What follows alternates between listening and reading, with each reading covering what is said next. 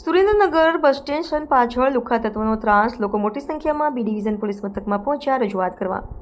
Bus stand પાછળ રહેણાંક વિસ્તારમાં બહારથી આવી અસામાજિક તત્વો છરી લાકડીઓ તલવાર લઈ લોકોને રંજાડતા હોય.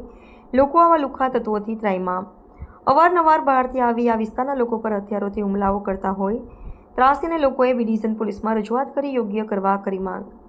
હર્ષ સંઘવી કહે છે કે ક્યાંય લુખ્ખાગીરી નહીં ચલાવી લેવામાં આવે ત્યારે હવે સુરેન્દ્રનગરના લોકોને આવા સામાજિક તત્વોના ત્રાસમાંથી પોલીસ કેમ મુક્તિ અપાવે છે અને લુખ્ખાઓને ક્યારે ઝડપશે તેની તરફ લોકોની મીટ મંડાયેલી છે.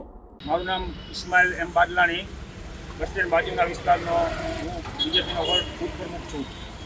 અમારા વિસ્તારમાં ઘણા સમયથી અસામાજિક તત્વોનો ત્રાસ છે.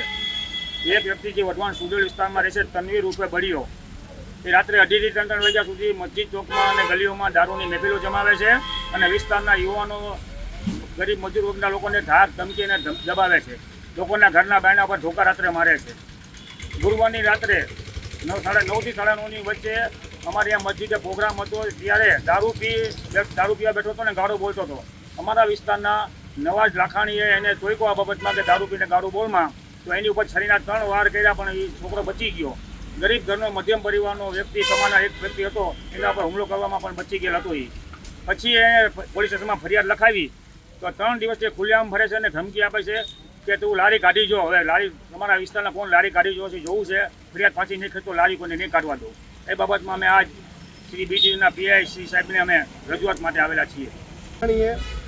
હું મસ્જિદ ચોકમાં ટીપડા લેવા ગયો હતો શરબત માટે, તો 2 જણા આવરત હતો અહીંયા ઊભા હતા અને એમ કીધું, મને બોલાયો પહેલાં, પછી કે મારી ઉપર સીધી ગારું ચાલુ કરી અને પછી મારી ઉપર છરીનો હુમલો કર્યો અને હું પછી ભાગી ગયો. તમે ક્યાં રજૂઆત કરવા આવ્યા? અમે અહીંયા બી ડિવિઝનમાં રજૂઆત કરવા આવ્યા. હું લઈ જ લઉં, તારી રાત ન જોઉં, તને દઈ ન દઉં તો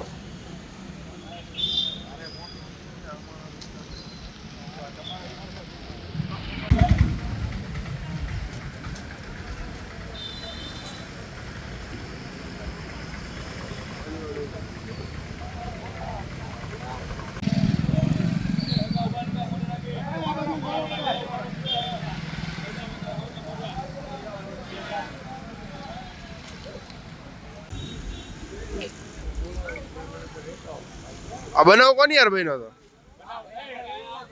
એની એક